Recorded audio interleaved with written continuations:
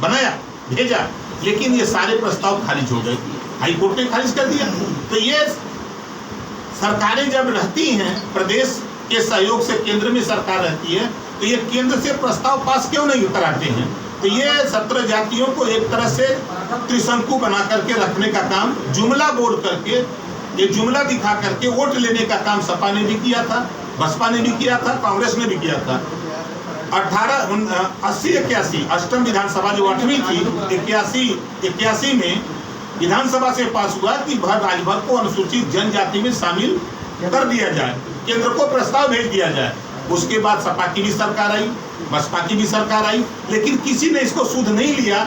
हम लोग पिछली बार भी माननीय मुख्यमंत्री जी से बार बार हम लोग इस मुद्दे को लेकर मिलते रहे, लेकिन ठोस कोई जवाब नहीं मिला।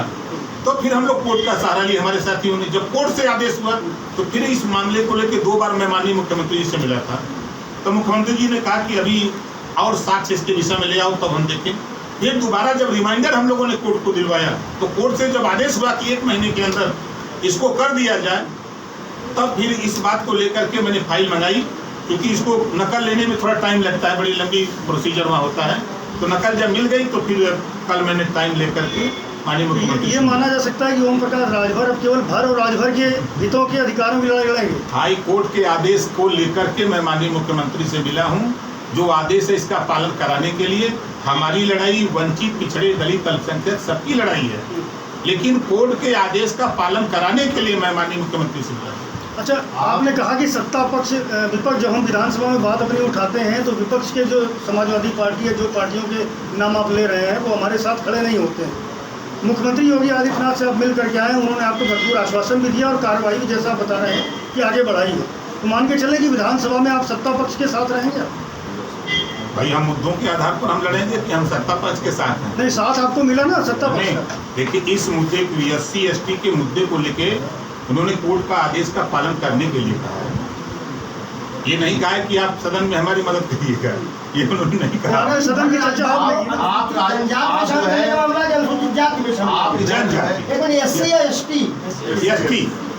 जनजाति जनजाति अध्यक्ष जी, आप जो है कल मुख्यमंत्री से मिलकर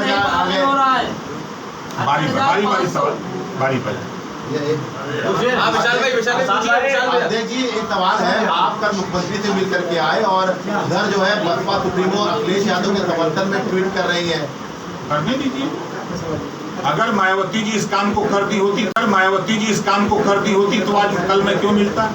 अगर अखिलेश यादव जी कर दिए होते तो क्यों मिलता? 4 बार समाजवादी पार्टी की सरकार की, 4 बार बसपा की थी, लेकिन इन लोगों को किसी को दिखाई नहीं दिया। समाज के भी नेता उसमें मंत्री हुए, विधायक हुए, सांसद हुए, स्पीकर हुए, लेकिन किसी को दिखाई नहीं दिया। अगर दिखाई दिया, लड़ाई समझ में आई तो ओम प्रकाश राजभर को।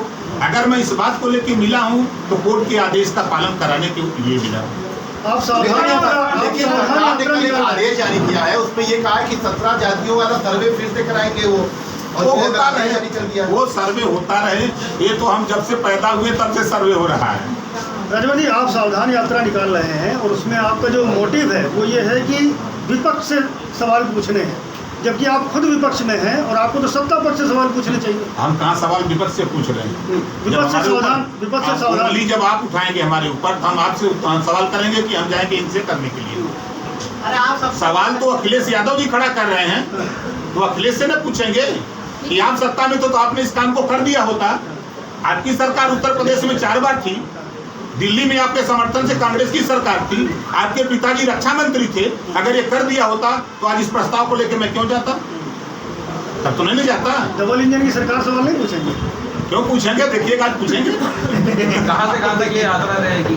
ये यात्रा आपके 26 तारीख को आप सादर आमंत्रित है। 9 बजे सावधान यात्रा पार्टी कार्यालय से निकलेगी।